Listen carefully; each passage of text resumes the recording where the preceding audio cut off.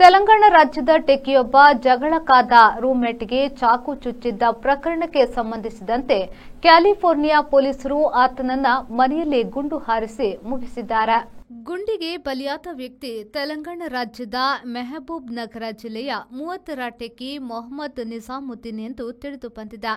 Santa ಕ್ಲಾರಾದಲ್ಲಿ ರೂಮ್ಮೇಟ್ಗಳ ನಡುವೆ ನಡೆದ ಗಲಾಟೆಯಲ್ಲಿ ನಿಜಾಮುದ್ದೀನ್ ರೂಮ್ಮೇಟ್ಗೆ ಚಾಕು ಚುಚ್ಚಿದ್ದ. ಸಹವಾಸಿಯು ತೀವ್ರ ಗಾಯಗೊಂಡಿದ್ದ. ಈ ಬಗೆಗೆ ಪೊಲೀಸರ 911 ಸಂಖ್ಯೆಗೆ ಮಾಹಿತಿ ಬಂದಿತ್ತು. ಪೊಲೀಸರು ಕೂಡಲೇ ಸ್ಥಳಕ್ಕೆ ಧಾವಿಸಿದ್ದಾರೆ. ಸಾಂಟಾ ಕ್ಲಾರಾದಲ್ಲಿ ಕಂಪ್ಯೂಟರ್ ತಜ್ಞರಾಗಿ ಇಬ್ಬರು ಕೆಲಸವನ್ನ ಮಾಡುತ್ತಿದ್ರು.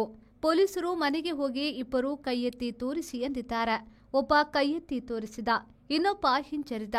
ಆತನ ಕೈಯಲ್ಲಿ ಚಾಕು ಇದ್ದುದನ್ನು ಕಂಡ ಪೊಲೀಸರು 4 ಗುಂಡು ಹಾರಿಸಿದ್ದಾರೆ. ಗಾಯಗೊಂಡ ಆತನನ್ನ ಆಸ್ಪತ್ರೆಗೆ ಸಾಗಿಸಿದ್ರೂ ಸಾವು ತಡೆಯಲಾಗಿಲ್ಲ.